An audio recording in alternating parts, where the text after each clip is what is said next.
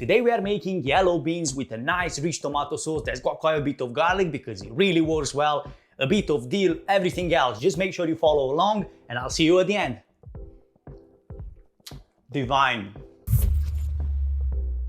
So I've got here about 400 grams of yellow beans, and if you don't have yellow, just go with green and follow the same recipe. First thing you want to do, you want to trim both ends of the beans. These are pretty stringy and you don't want these into your dish. For the ones that are bigger in size, I recommend cutting them in half, but if you have some smaller ones, just keep them like this and get them straight into the bowl. If you really want to be efficient, you should kind of start the other way around. First start making the sauce and you have more than enough time to prepare this, but I just don't want you to lose the track of what's going on and multitasking in between. So we'll get to the sauce now and let's just get these aside. And you're probably gonna be, what the heck, 4 cloves of garlic for the amount of beans we've got, about 400 grams is probably too much, but don't worry about it. Once it's cooked, you're not gonna feel that garlic strength too much. Plus we want to give some flavor to that tomato sauce because otherwise it's kind of bland, so we want to improve that with the garlic. You don't need to go too crazy, to be honest, because this will be cooking probably for about 25 to 30 minutes. It will be almost evaporating into the sauce. Now we'll set the pan on medium heat. Just make sure that you've got one that's got a lid because we need to cook this for like 20 to 35 minutes. First, I'm going in with about 3 tablespoons of extra virgin olive oil. Now we're going in with the garlic we just chopped and we're cooking this slightly until the point it just starts getting a bit of color.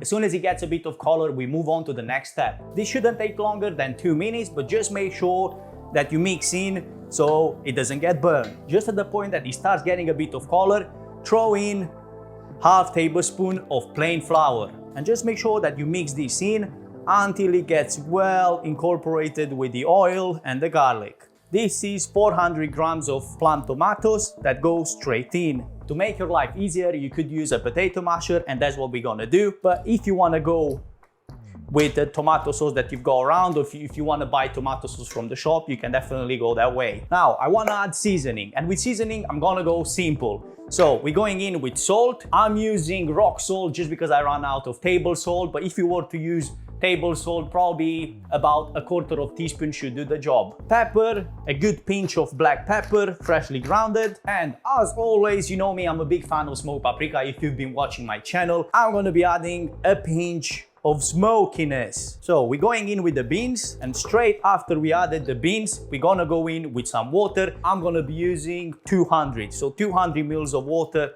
should do the job. Half teaspoon of dry oregano, bringing some that Mediterranean flavor in there. We're gonna put the lid on, and from when it starts simmering, we need to cook this for about 25 to 30 minutes, but every 5 minutes I will give you a mix and put the lid on straight after. Now before we adding anything else, I wanna give you a taste and see if we need any more seasoning, see if we need to adjust the seasoning because we already added some at the beginning of the cooking.